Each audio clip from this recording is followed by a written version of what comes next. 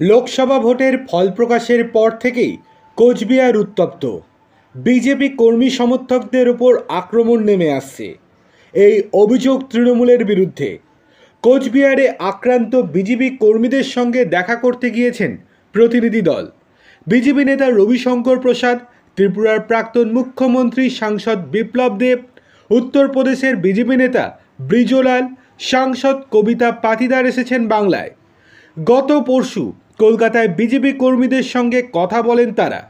বিজেপির ঘরছাড়ারা তাদের আক্রমণ ও হিংসার কথা বলেন।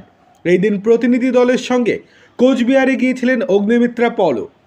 কোচবিহারের পার্টি অফিসে এসে পৌঁছেছিলেন বিজেপির প্রতিনিধি দলের সদস্যরা। আক্রান্ত বিজেপি কর্মী সমর্থকদের সঙ্গে তারা কথাও বলেন। এই দিন পার্টি অফিসের মধ্যেও হঠাৎই উত্তেজনা ছড়িয়ে পড়ে। বিজেপি কার্যালয়ে আশ্রয় নিয়েছেন ঘরছাড়া কর্মীরা। তাদের সঙ্গে নেতৃত্ব কথা বলছিলেন। অন্যান্যদের মতো এক যুবক মোবাইল ফোনে ভিডিও করছিলেন।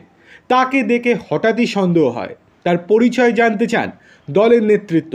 তার মোবাইল ফোন চেয়ে নেওয়া হয়। জানা যায় ওই যুবক হচ্ছে আসলে সিভিক ভলেন্টিয়ার। থানা থেকে এসেছেন। কি করছেন না করছেন সমস্ত কিছু ভিডিও করে পরবর্তীতে যদি কোনো মিথ্যা মামলা করা যায়, এই ষড়যন্ত্রই করছিলেন তিনি। এরপর পার্টি অফিসে উত্তেজনা ছড়িয়ে পড়ে। বিজেপি নেতৃত্ব তাকে ঘিরতে শুরু করেন। অগ্নিমিত্রা পল তার মোবাইল খুলে ভিডিও দেখাতে বলেন। বিজেপি কর্মী সমর্থকেরা যথেষ্ট উত্তেজিত হয়ে পড়ে। পুলিশ এইভাবে পার্টি অফিসে লোক পাঠিয়েছে, তাই নিয়ে চর্চা শুরু হয়। পার্টি অফিসের ভেতরের কথাবার্তা তাহলে কি ওই সিভিক ভলেন্টিয়ার থানায় গিয়ে জানাবে? ভেতরের কথা বাইরে চলে যাবে? এই প্রশ্ন উঠতে শুরু করে। ওই সিভিক ভলেন্টিয়ার বিজেপি কর্মীদের রোষানলে পড়ে যান। শেষ পর্যন্ত নেতৃত্বের সঙ্গে থাকা কেন্দ্রীয় বাহিনী তাকে ঘিরে রাখে। পার্টি অফিস থেকে ওই সিভিক ভলেন্টিয়ারকে নিরাপদে বের করে দেওয়া হয়।